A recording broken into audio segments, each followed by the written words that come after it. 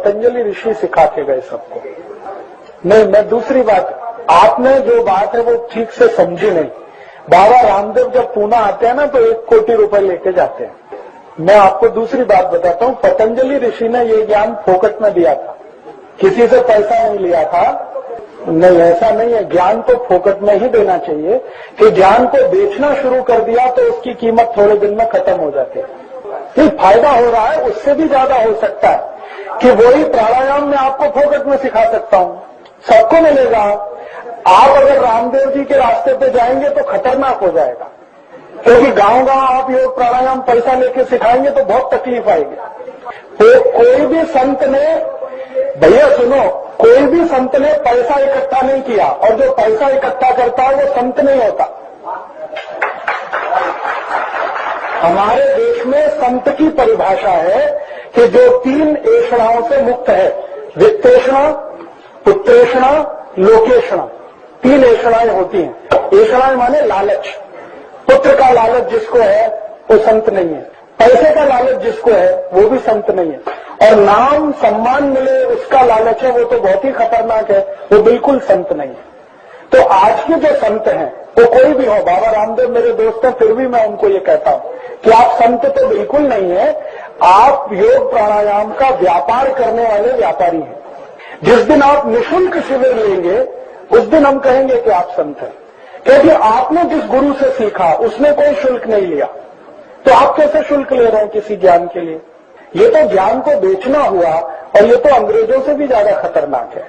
भारत में कोई भी संत को पैसा लेना ये बहुत बड़ा पाप है। संत के लिए तो है कि पैसे को छूना भी नहीं, क्योंकि उससे ऐषणा पैदा होती है, लालच। और उनका लालच पता है कितना बड़ा है? 100 कोटि इकट्ठा किया, अभी पेट नहीं भरा, अब कहते 1000 कोटि इकट्ठा करूंगा। पहले जब वो निकले थे योग प्राणायाम सिखाने तो कहते थे 100 कोटि आएगा तो बस। अब 100 कोटि से बहुत जास्ती आ गया, 600 कोटि आ गया, अब कहते 1000 कोटि आएगा तो बस। तो टाटा बिरला और रामदेव में अब क्या अंतर है?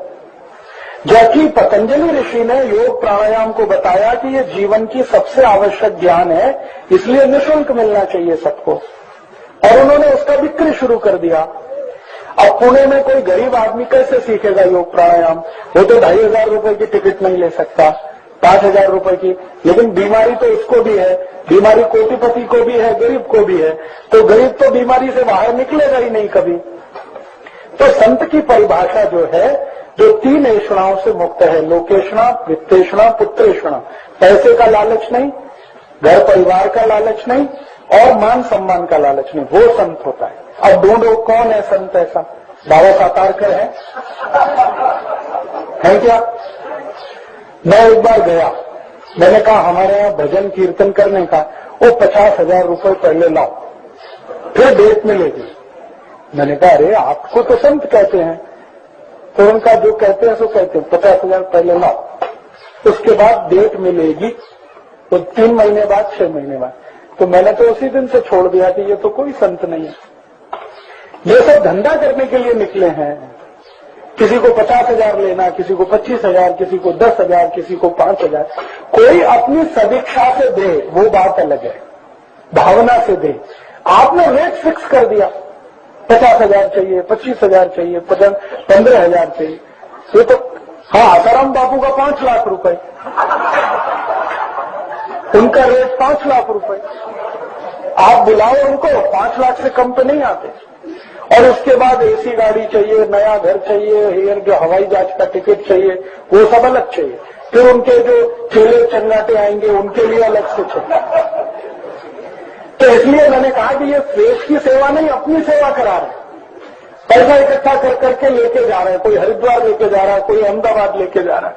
परदेशी कंपनी लूट के परदेश लेके जा रही है, ये हमारे गांव से लूट के अपने गांव लेके जा रहे हैं। और वो कहते हैं हरिद्वार में आश्रम बना रहे हैं, तो आश्रम 1000 कोटि में बनता है क्या? और जहां आश्रम बनाना है वो उसका भी नियम है। भारत के शास्त्रों में सब नियम है। जैसे आपने पुणे से पैसा इकट्ठा किया तो आश्रम पुणे में ही बनना चाहिए, हरिद्वार में क्यों बनना चाहिए? क्योंकि जिन्होंने पैसा दिया उनको क्या लाभ मिलेगा आपके आश्रम का?